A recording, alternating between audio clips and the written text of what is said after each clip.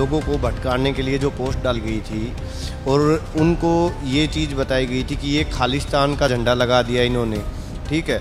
But लोगों को हरियाणा पंजाब से इतना भी दूर नहीं है कि हम निशान साहिब में और खालिस्तानी झंडे में फ़र्क ना समझ सकें। निशान साहिब के बिल्कुल साथ में ही वहाँ पे किसान यूनियन का भी झंडा लगा हुआ था और हम उस चीज़ को गलत नहीं मानते। जब वहाँ पे निशान साहिब के लिए आज ये ऑब्जेक्शन कर रहे हैं, जब इन्होंने स्टेज लगवा के आरएसएस का झंडा फहरवाया था, जब ये नेता कहाँ थे? तकरीबन बहुत सारे हरियाणा में भी गुरुद्वारे हैं, हम उसको एक नज़रिए से देखते हैं वो शांति का प्रतीक है।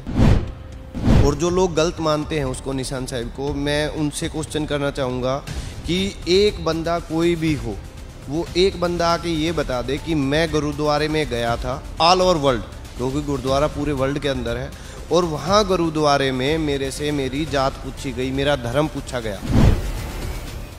नमस्कार, आप देख रहे हैं ऑन एयर टीवी और मैं हूं रमन तौर। इस वक्त मैं सोनीपत के गांव प्रीतमपुरा में हूं।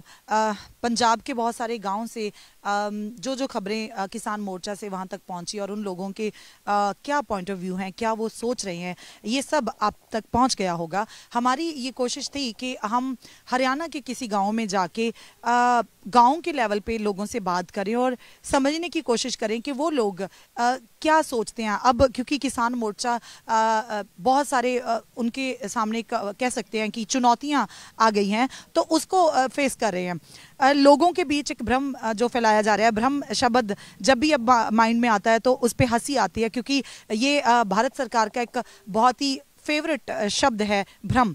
तो अभी सरकार भ्रम खुद फैलाने पे तुली हुई है।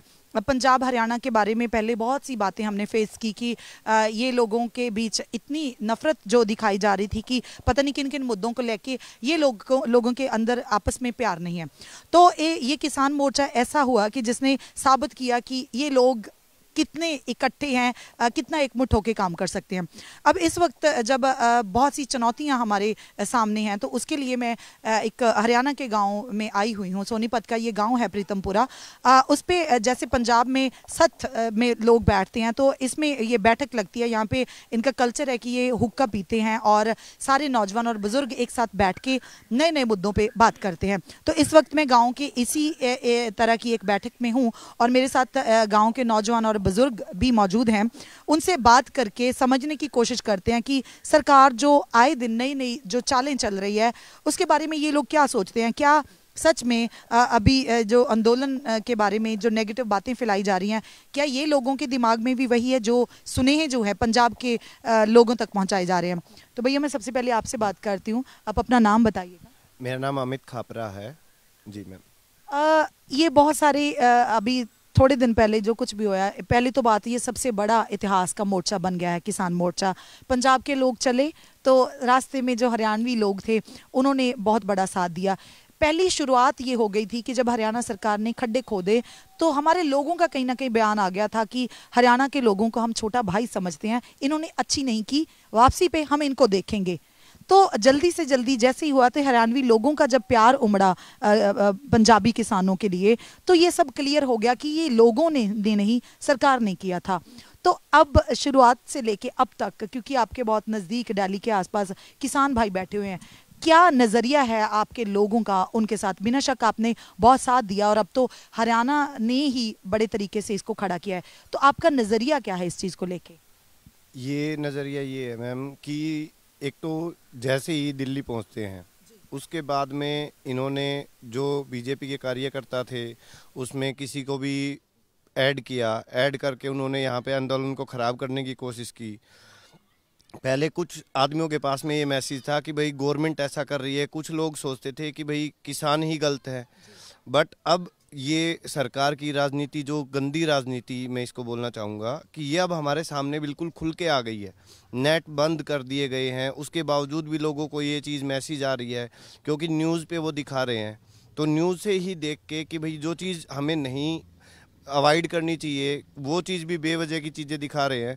बट सच्चाई जब सामने आई, अब लोगों को ये महसूस हुआ है कि भाई हमें सरकार से इतनी गंदी उम्मीद नहीं थी कि जिस कागार पे वो खड़े हैं आज, वहाँ से उन्होंने मतलब कि इस आंदोलन के लिए भाई बीजेपी सरकार इतनी घिनौनी हरकतें कर सकती है कि भाई हरियाणा और पंजाब के आसपास के एरिए के, यूपी के, राजस्थान के लोगों को भटकाने के लिए कि सिर्फ कुछ वीडियो दिखा दीजिए कि जिससे लोगों को भ्रम हो जाएगा।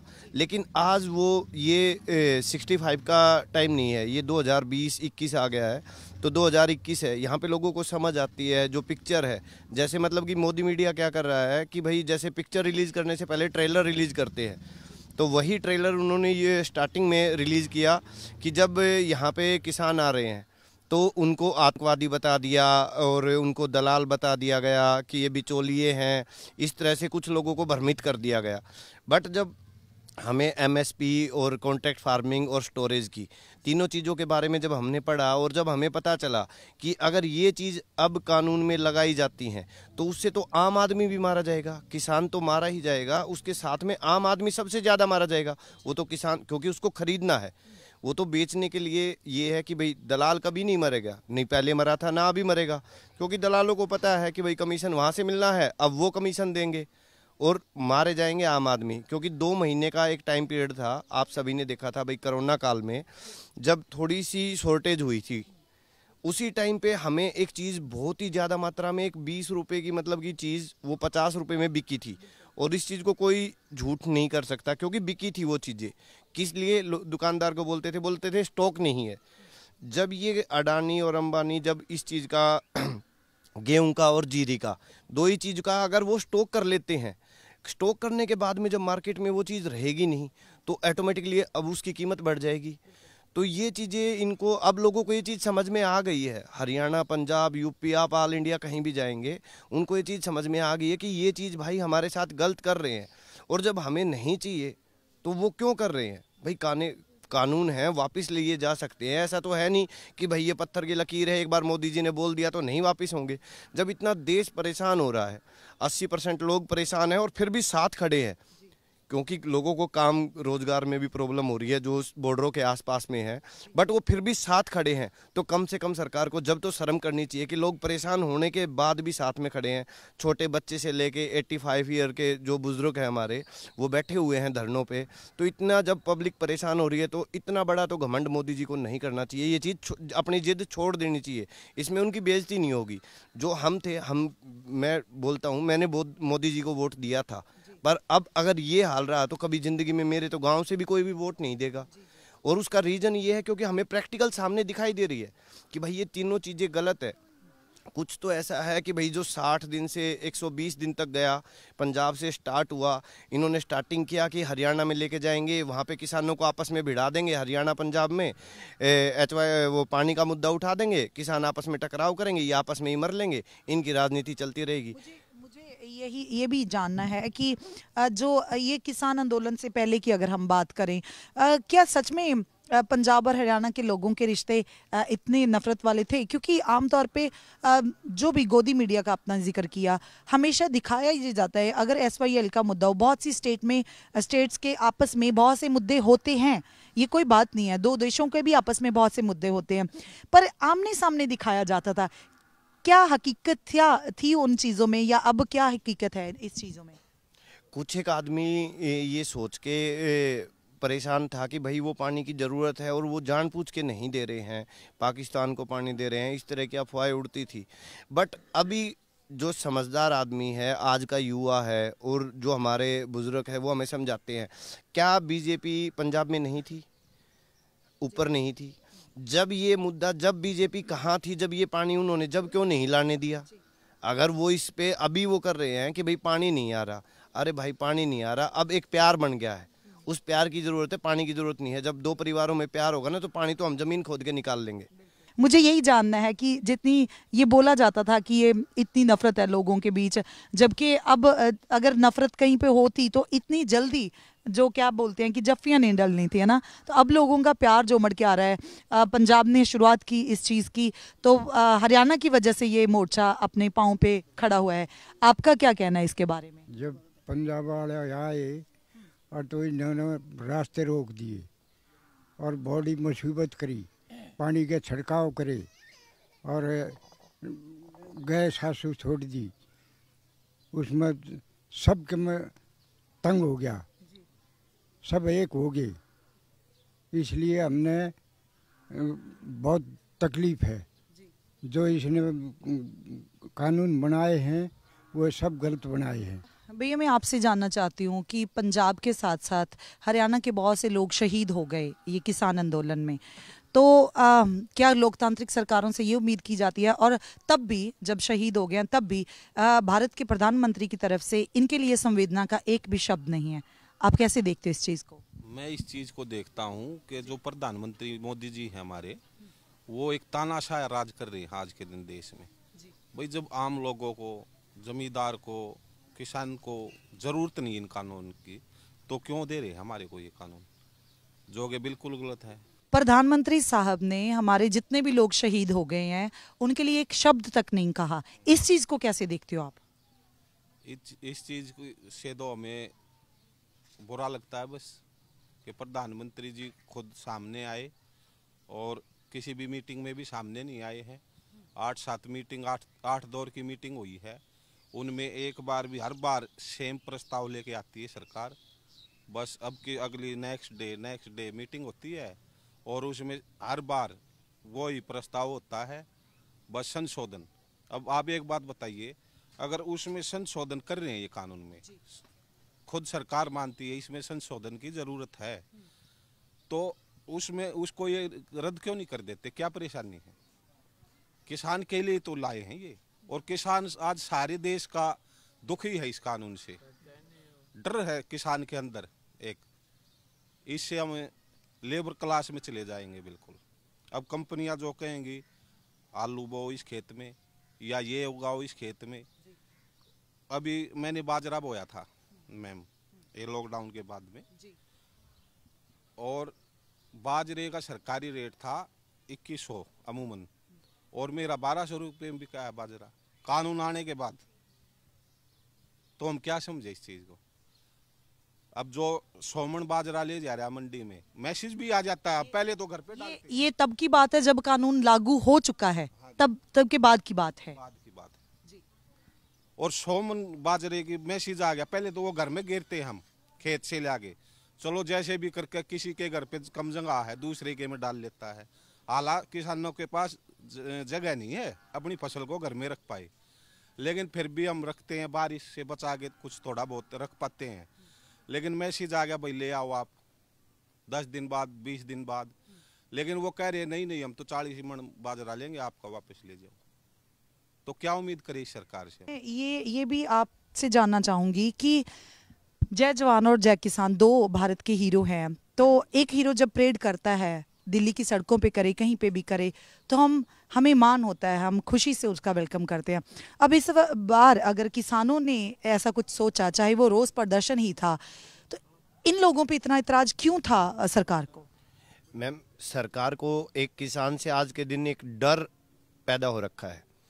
चाहे जैसे हम बचपन से एक चीज़ देखते आते हैं कि घर में आसपास में कहीं जब किसी को बिल्ली दिखाई दे जाती है और दूध रखा रहता है, तो आदमी को एक डर रहता है, वो सोचता है कि भाई बिल्ली है दूध ना गिरा दे।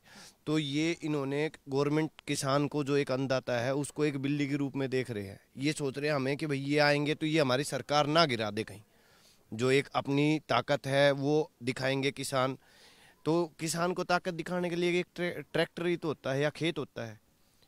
जब खेत में से जब आदमी ट्रैक्टर बहा के उसमें से अनाज निकाल के जाता है तो उसको भी हक होना चाहिए। जय जवान और जय किसान के नारे लगाते हैं, और हर बचपन से हम ये चीज़ सुनते आ रहे हैं, क्योंकि जय जवान अकेला नहीं सुना, जय किसान कभी अकेला नहीं सुना। ये इसीलिए पूरा का पूरा हम इकट्ठा ही सुनते हैं कि जय जवान और जय किसान। तो जब जय जवान वहाँ पे जवान परेड कर सकता है तो किसान क्यों नहीं कर सकता है?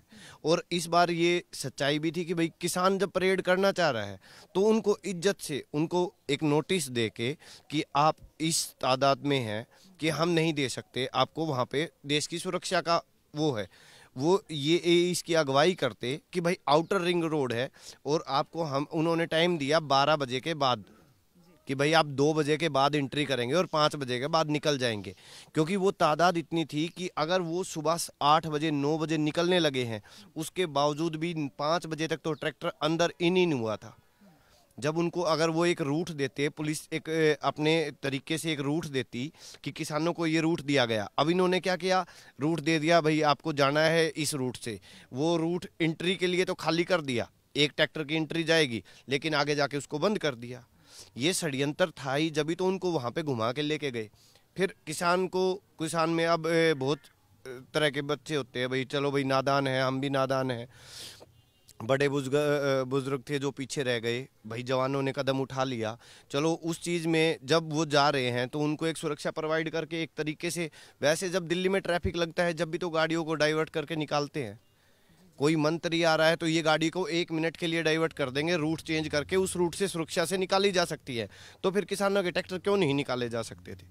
ये एक सवाल मन में रहता है। और उसी चीज़ पे यही है कि भाई गवर्नमेंट है, जब गवर्नमेंट एक चीज़ है, भाई हम सरकार मानते हैं, सरकार है, तो सरकार वो अपना नेतृत्व करती वहाँ पे आती कि भाई एक दिन के लिए हम भूल जाते हैं, भाई किसान की वर्सेस सरकार हो रखी है, किसान और सरकार को छोड़ते हैं। जब देश का नारा है जय जवान और जय किसान, तो एक दिन तो इनको भी शांतिपूर्ण सरकार अगर बोलती तो कोई दंगा होना ही नहीं था, इज्जत से सब जाते।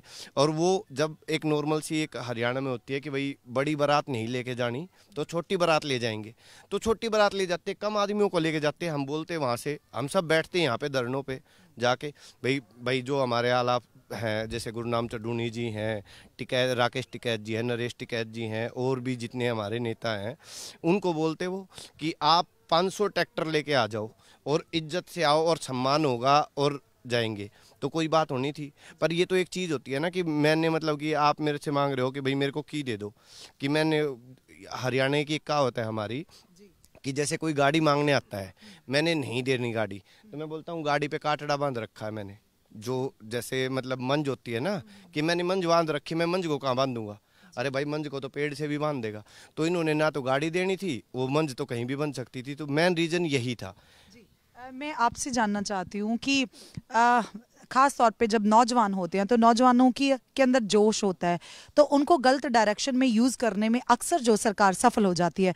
अभी तो 2 महीने बहुत लंबा वक्त हो जाता है, सरकार ये करने में कामयाब नहीं हो पा रही, तो इसको कैसे देखते हो? क्योंकि आमतौर पे बुजुर्ग और बच्चे नौजवान जी ये नहीं हो सकते, ये जो है ना अपना तानाशाही राज करेंगे और तानाशाही दिखा रहे हैं।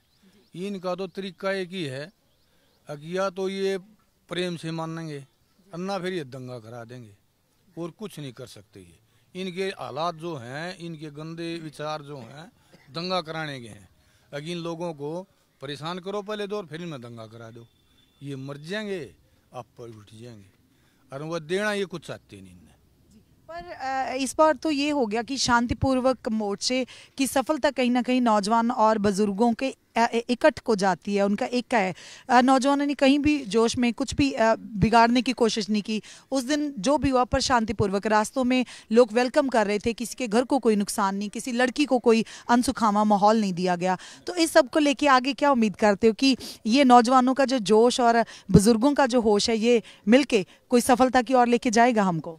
बात ऐसी है, इसमें कति नौजवान कोई नहीं मतलब दंगाबाजी कर रहा, हमारा ना हरियाणा कर रहा, ना पंजाब का कर रहा, ना राजस्थान का कर रहा, ना यूपी का कर रहा। बड़े बुजुर्ग हमारे समाधान से इज्जत के साथ बात करना चाहूँ उससे, अब लेकिन वो नहीं करना चाहता। ये तुम लाले बैरिकेड जो इन बनाए हैं, तार ला दिए कि तो कील गाड़ दी के ससुरा दिल्ली में ऐसा के गोला पड़ेगा कि भाई जो दिल्ली में ये हरियाणा के पंजाब के यूपी के निदान बाढ़ गया बुजुर्ग बढ़ेंगे तो के को खा थोड़ा है, सह तो इंसान ही। जब इंसान तो इंसान बात नहीं करेगा तो बात कैसे बनेगी? तो मोदी तो मान नहीं रहा ये बात ने, ये तो तानाशाही राज करना चाहते हैं। जो हमारे लड़के मिल नहीं रहे, लापता हो चुके हैं, पंजाब की सरकारें चाहे हरियाणा की सरकारें हो या संयुक्त किसान मोर्चा के लोग हों, सभी ने ऐलान किया कि हम इनको ढूंढने की कोशिश करेंगे, इनके केस फ्री ऑफ कॉस्ट लड़ेंगे। क्या केंद्र सरकार से आपको उम्मीद है कि इसमें कुछ वो अपना समर्थन करेगी? मुश्किल है साहब, कोई ना करे, केंद्र सरकार करे ना कोई बाहर का करे ना। ये सुपर ले दिन भी टिके इतने भी कहा, जितने हमारे बंदे हैं और ट्रैक्टर तुम घेर रहे हो, बहु न छोड़ दो पहले, क्यों घेर रहे हो? अब लेकिन ये तो सुनाइए नहीं कर रहा, ये तो आप अपनी मनमानी करें सारी, ये तो नहीं मानना है हम है जो कुछ से ज़्यादा मत बोले, प्रेशर देना चाहो है यो पब्लिक पे, तेरे प्रेशर तक पब्लिक दब जाएगी। अब लेकिन ऐसा नहीं होगा। हरियाणा में या पंजाब में या राजस्थान में इसका दंगा नहीं चलेगा। ये तो न्यू है अपना जो कोई लौक रहा है, लौके के काम चल रहा है, शाम ही दिन आना चाहिए। सारी चीज यो उस तक है। ये जो कुछ भी हुआ है बहुत लंबे वक्त से शुरू हो गया। कोरोना में तो एक तरफ बोला जा रहा था ये कोरोना में बेवकूफ बना दिए, सब पागल बना गया जो सारी दुनिया ने। ये कोरोना के उड्डे थे करकन है, इस देश का नाश कर दिया इन्हें। किए था कोरोना में, किसका कोरोना होया आड़ देख नहीं मेरे कोरोना को, पूरे हरियाणा में ना मेरे को। ये देख एक बात बताओ, जिसकी आ रही हो तो वो भी गुजरेगा। पहले भी तो गुजरे थे, पहले भी तो मौत तो पहले भी होती। यो कोरोना ना आधा जबकि मौत नहीं होती। यो तो बेवकूफ बनाने वाली बात थी। इन्हें बना का कोरोना 3 तो ये कानून ठोक दिए। जी मान्या जो कुछ करना था अपना भैया साड़ा का कोरोना का उड़ा ले जा, अरे दुनिया ने लूट के खा ले। ये दौर ना आ कुछ, ये तो कोरोना ना आ बेवकूफ बना क्या सब गए इन्हें को बुझ जाए इन्हें। ये कोरोना के उड्डे में ये कानून भी पास बोला, ये बिया ले दी। अरे कुछ आप ऐसी बातें कर रहे हैं। आपने कानूनों के बारे में बात की, सब बुजुर्ग हैं, कुछ पढ़े लिखे भी होंगे, कुछ अनपढ़ भी होंगे, तो वो तो बोल रहे हैं कि हाँ, ये क्वेश्चन सबसे पूछना पड़ रहा है कि सरकार तो बोलिए बहुत अच्छे हैं, बट इन लोगों को समझ नहीं आ रहे। तो आपको कहाँ से इतनी समझ आ रही है? सरकार को तो लग रहा है समझ ही नहीं आ रही, और आप तो और भी कितनी बातें बता रहे हो। बेवकूफ बना रही है, ये तो पागल खींच रहे हैं। अक्सर अनपढ़ आदमी है, समझ गया, अनपढ़ मान रहे भी ये सब ज्ञान है। ये वो जमाना नहीं रहा भाई। हम बड़े बूढ़े जो थे वो अनपढ़ थे, अब हमारे बालक जागरूक हो लिए वे, पढ़े लिखे हो लिए। वो हमने नहीं बता दें किसान ने पापा इसमें नुकसान से या खेती मत करिए, समझ गई। तो ये जी समझवान की बात है, समझना चाहिए, मोदी नहीं खोदे। मुझे एक और बात आपसे जाननी है कि केंद्र सरकार को अगर हम छोड़ें, उनको पीछे करें, तो पहले जब ये कानून लागू हो रहे थे, लोगों ने मतलब शोर मचाना शुरू कर दिया था कि हमें ये नहीं चाहिए, ये खराब कानून है। तो जैसे पंजाब की लोकल सरकारें हैं या आपके हरियाणा की हैं, आपको ये कहीं ना कहीं जिम्मेदार नहीं लगते कि अगर ये पहले ही इस चीज़ पे स्टैंड ले लेते तो आपके लोगों को सड़कों पे जाके बैठने की ज़रूरत नहीं थी, केंद्र के साथ आपको सीधे बात करने की ज़रूरत नहीं थी, अगर आपके लोकल जो MLAs या MPs या मंत्री हैं वो बात करते तो? सारे MLA चोर हैं। 2 MLA बने से, एक MP और एक MLA, दोनों डाकू। रमेश कौशिक सही अपनी जजा जो उसकी जजा थी ना पहले, क्योंकि माँ बाप के आगे की 4 बीघे धरतिया रिश्तेदार है, और आज उसके पास कई 1000 बीघे जमीन है। चोर हैं सारे। किस का क्या करे? ये जितने भी MLA MP बना है ये सारे बड़ी मनमानी कर रहे हैं। ये मानते हैं आपकी इन्होंने समय पे जो कोई काम नहीं कराया ना, समय भी किसी का करते, चाहे इनके कुछ कर ले, चाहे तो इनकी वोट दे ले, सब मत दे ले। क्या लगता है कि अब जब ये मोर्चा जीत जाएंगे किसान पंजाब हरियाणा और पूरे भारत के, तो कोई बड़ा बदलाव जो हरियाणा में देखने को मिलेगा, स्पेशली राजनीतिक तौर पे? शायद जो दूसरी राजनीति आ जाए तो कुछ बदलाव आ भी सके है। ये जो इनकी सरकार गिर जाए क्यों करे है, और दूसरी सरकार आ जाए तो कुछ बदलाव आ भी जा। ये बुढ़ा के राज में जीरी बिग्गी थी, जहाज में छिटकी थी, ये जीरी व्यक्ति है कौन है, मर गई भी सही कथी। तो मेरा लास्ट सवाल एक और है, जिसको लेके पंजाब हरियाणा के बीच बहुत सारी अफवाहों का बाजार गर्म है, ये बोल सकते हैं। 26 जनवरी को लेके जो भी लाल किला पे हुआ, उसके लिए एक सरकार की तरफ से बहुत बड़ी चाल जो चली गई, उसके बाद जो किया गया कि पंजाब और हरियाणा और उस धर्म का झंडा इस धर्म का नहीं था, ये था वो था, वो एक बड़ा फर्क डालने की कोशिश की गई और बहुत अच्छे तरीके से पंजाब और हरियाणा ने इसको हैंडल किया। आपके क्या विचार हैं उस पर? मैम, हमने ना जब स्टार्टिंग में वो पोस्ट देखी थी, लोगों को भटकाने के लिए जो पोस्ट डाली गई थी और उनको ये चीज़ बताई गई थी कि ये खालिस्तान का झंडा लगा दिया इन्होंने, ठीक है। बट लोगों को हरियाणा पंजाब से इतना भी दूर नहीं है कि हम निशान साहिब में और खालिस्तानी झंडे में फ़र्क ना समझ सके। वो निशान साहिब का झंडा वहाँ पे उन्होंने लगाया था, जबकि वहाँ पे तिरंगा जो अपनी जगह पे है वो वहीं पे था, और उस झंडे के साथ में कोई किसी ने छेड़छाड़ भी नहीं की। हमारा कंटिन्यू, जैसे हम नेट पे भी देखा था, तिरंगे के साथ में जब नीचे वो झंडा लगा था। उसके बाद में किसी ने वीडियो नहीं दिखाया, ना फोटो दिखाया कि उसके बिल्कुल बैक साइड में, मेरे पास फोटो है, मैं आपको दिखा सकता हूँ कि निशान साहिब के बिल्कुल साथ में ही वहाँ पे किसान यूनियन का भी झंडा लगा हुआ था। और हम उस चीज़ को गलत नहीं मानते। निशान साहिब का झंडा है, निशान साहिब जो एक प्रतीक मानते हैं, तकरीबन बहुत सारे हरियाणा में भी गुरुद्वारे हैं, हम उसको एक नज़रिए से देखते हैं, वो शांति का प्रतीक है।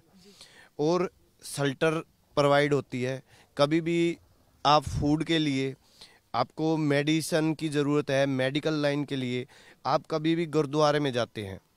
और जो लोग गलत मानते हैं उसको, निशान साहिब को, मैं उनसे क्वेश्चन करना चाहूँगा कि एक बंदा कोई भी हो, वो एक बंदा आके ये बता दे कि मैं गुरुद्वारे में गया था, ऑल ओवर वर्ल्ड, क्योंकि गुरुद्वारा पूरे वर्ल्ड के अंदर है, और वहाँ गुरुद्वारे में मेरे से मेरी जात पूछी गई, मेरा धर्म पूछा गया। वो एक सिख धर्म के लिए ये नहीं है कि भाई निशान साहिब जो है वहाँ पे कोई बंदा ये हो कि भाई वहाँ पे सिर्फ सिख ही खाना खा सकते हैं। जैसे आप वहाँ पे जाएंगे तो आपसे मैं गुरुद्वारा जाता हूँ, मणिकरण साहिब जाता हूँ, ठीक है, तरसेम जी है, मोरावाली बाबा जी, मैं उनसे भी मिलता हूँ। और भी मेरे जो कार सेवा वाले हैं कीरतपुर साहिब से, नवा शहर से, हम उनसे भी मिले हुए हैं। मैं गुरुद्वारा भी जाता हूँ। और आज युवा पढ़ा हुआ है, उनको वो चीज़ समझ में आती है कि निशान साहिब का मतलब है क्या। को वहाँ पे कोई एक बंदे को भी जात पात धर्म में नहीं तोला जाता, ठीक है। एक मर्यादा होती है कि भाई आप मर्यादा में रहिए वहाँ पे और आप जाएं, और वो हर चीज़ के लिए एक सेवा प्रोवाइड करती है। जब वहाँ पे निशान साहिब के लिए आज ये ऑब्जेक्शन कर रहे हैं, जब इन्होंने स्टेज लगवा के आरएसएस का झंडा फहरवाया था, जब ये नेता कहाँ थे। दूसरी बात, आरएसएस के वो जो मेन ऑफिस है उस पे वो कभी भी तिरंगा नहीं फहराते। तो हम आरएसएस को जैसे मानते थे, ठीक है, तो वो तिरंगा नहीं फहराते, तो वो भी देशद्रोही है। आदमियों को ये क्या होता है ना मैम, मैंने पहले भी आपको बताया था कि पिक्चर रिलीज करने से पहले ट्रेलर रिलीज कर देते हैं। ये ऐसे इन्होंने पहले किया था, ऐसे ही 26 जनवरी के उसमें किया, फिर इन्होंने एक ट्रेलर नया रिलीज कर दिया कि अब किसानों को इस लैंग्वेज में ले जाके इनको यहाँ पे तिरंगे का अपमान हो गया, वहाँ पे निशान साहिब लगा दिया, इसमें भड़का दो, ठीक है। और उस चीज़ से लोग, कुछ एक लोग थे जिनको समझ में नहीं आया तो वो भटके। पर जब साफ साफ आंखों से हमें दिख रहा है कि वो सामने गाड़ी है और वो बाइक है, तो आदमी को आज समझ में आता है कि ये बाइक है और ये गाड़ी है। तो वही काम उन्होंने वहीं पे जाके किया कि भाई अब लोगों को, अब वो गुमराह नहीं कर सकते हैं, क्योंकि देश में ये जो चीज़ है वो चल गई है। और जैसे टिकैत जी का था, टिकैत जी को आज हरियाणा में एक, जैसे लाला लाजपत राय जी थे, उनकी संज्ञा में ही देखा जा रहा है। और आज मतलब कि उस टाइम पे एक भगत सिंह था जब इतनी बड़ी क्रांति लेके आया था, ठीक है। आज तो हर घर में हरियाणा, पंजाब, राजस्थान, यूपी में भगत सिंह तैयार हो रहे हैं, और वो उनको हम एक लाला लाजपत राय की संज्ञा दे गए, ठीक है। जो 26 जनवरी को हुआ, वो कुछ लोगों की सोच में फ़र्क डालने के लिए वही चीज़ दिखाई गई। जब किसी ने न्यूज़ पे ये नहीं दिखाया कि वो 5 किलोमीटर का झंडा भी सिख लेके गए थे, 5 किलोमीटर का तिरंगा झंडा लेके गए थे, वो किसी न्यूज़ चैनल ने नहीं दिखाया। ये गोदी मीडिया सिर्फ वही चीज़ दिखाएगी जो लोगों को, इन्होंने तो टिकैत जी के साथ भी उनकी इंसल्ट करने के लिए वो चीज़ दिखाई कि टिकैत जी की बेइज्जती होगी। यहाँ पे राकेश टिकैत जी रो रहे हैं, बच्चों की तरह रो रहे हैं। वो भाई साहब है, पूछता है भारत, तो हम पूछते हैं उससे भारत पूछता है, हाँ वी आर इंडियन, हम पूछते हैं उससे, गोस्वामी से, नाम लेता हूँ मैं उसका सीधा ही, वो हमारे सामने आए, वो तीनों कानून के बारे में बता दे कि ये है। जब ये कानून लागू होंगे तो उसको पता लगेगा। उसके पास तो वो तो 1.5 करोड़, पूरे इंडिया का सबसे ज़्यादा पैसा कमाने वाला मीडिया का वो है, तो उसने तो अपनी तो उन चीज़ों के पास में नहीं, वो खुद बता दे उसके पास में अटैक से पहले कैसे वो ब्लास्ट हुआ था, उससे पहले उसकी जो व्हाट्सएप चैट आई थी। आज लोग सब देखते हैं और वो जानते हैं उस चीज़ के बारे में, ठीक है। तो अब ये निशान साहिब के बारे में गलत बता के हमें भटकाएंगे, ठीक है। मैं हरियाणा से हूँ, तो हमें उस चीज़ से कोई भी दिक्कत नहीं हुई थी भाई, हम स्टार्टिंग से किसानों के साथ खड़े हैं और रहेंगे। और उससे अब और लोगों का प्यार बढ़ा है, ठीक है। वो तो इन्होंने जैसे उनको अपमानित करने की सोची है, वो गुरु जी की कृपा हुई है और लोग उससे और बढ़ गए हैं। जो मीडिया के जरिए इन्होंने दिखाया कि भाई ये चीज़ है, राकेश टिकैत रो रहा है, वो बच्चों की तरह रो रहा है, बिलबिला रहा है, वो शेर के आंसू थे और वो 2 आंसू गिरे हैं तो ये सैलाब आया है। रो देता तो पता नहीं क्या हो जाता। अभी तो देखते जाइए आप, कल जो रैली थी उस रैली में भी उनकी उकार भरी है, करीबन 4 लाख के करीब आदमी थे। और यहाँ पे भी हर बॉर्डर पे आज आप देख सकते हैं माहौल कैसा बना हुआ है, शांतिपूर्ण था। इन्होंने भड़का के और इन आपस में फूट डालनी थी, लेकिन फूट डालने से हम अलग नहीं होंगे। अब वो टाइम चला गया है। मुश्किल से इतने दिनों से राजनीतिक लोगों को समझ में, पहले जो बुजुर्ग थे फ़ोन नहीं होते थे, इनको अलग पाड़ दिया। अब हर के पास कॉन्टैक्ट है, फ़ोन नहीं मिलेगा, व्हाट्सअप नहीं चलेगा, नेट बंद कर दो, सब कुछ कर दो। कॉलिंग तो बंद नहीं करेंगे ना, कॉलिंग तो बात हो रही है ना हरियाणा और पंजाब की। जो भाईचारा ये बना हुआ है Haryana, Punjab, UP, Rajasthan, all India का किसान देख रहा है। और उसको आज ये समझ में आ गया है कि ये तीनों काले कानून अगर गलत हैं, ठीक है, ये काले कानून का गलत हैं तो इसको ख़त्म कर दो। अगर ख़त्म नहीं कर सकते हैं आप लोग तो आप सामने आओ। मोदी जी इतने ये चीज़ गलत नहीं है तो मीडिया के सामने आए, बैठे और इनके सवाल करेंगे। आम जनता करेगी, वोट दिए हमने, हम सवाल करेंगे कि ये 3 कानून है, ठीक है। एमएसपी रेट देंगे नहीं आप, ये स्टार्टिंग में 1800 एमएसपी दे दिया, 2000 रुपये में खरीद लेगी। अडानी अंबानी के पास इतना पैसा, वो 2500 रुपये में भी उसको खरीद लेगा, 2500 रुपया खरीद लेगा, लेकिन वो उसको स्टॉक कर देगा। दूसरे उसमें दे दिया है कि ये स्टोर कर सकते हैं, युद्ध और आपदा में स्टॉक नहीं कर सकते हैं। जब वो उसको स्टॉक कर लेगा तो वो स्टॉक करने के बाद में उसको बेचेगा ही नहीं। तो यही बात है कि अब सरकार की ये बात नहीं चलेगी कि दिन को दिन कहोगे तो लोग आपके पीछे दिन को दिन और रात को दिन भी बोल देंगे। सो ऐसा कुछ भी अभी चलने वाला नहीं है। लोग अवेयर हो चुके हैं। हमारे शहीद सभी के एक सांझे शहीद हैं, तो ये फ़र्क जो है अब नहीं चलेगा। लोग अवेयर हो चुके हैं। सपनों का भारत सृजने की बात कह के देश को बहुत आगे ले जाऊंगा ये कह के हमारी वोट्स ली गई, हमारे लोगों को बुद्धू बनाया गया। तो अब ये लोग जागृत हो चुके हैं। सबसे बड़ी बात है जो जो अनेकता में एकता वाला भारत जो ये लोगों ने सड़कों पे सर्ज दिया है, तो इससे आस बनती है कि हम लोग बहुत अच्छा और सपनों का भारत सृजने में कामयाब होंगे। तो आपने देखते रहिए ऑन एयर चैनल। मैं हूं रमन तूर, कैमरामैन जगरूप सिंह के साथ गांव प्रीतमपुरा, सोनीपत।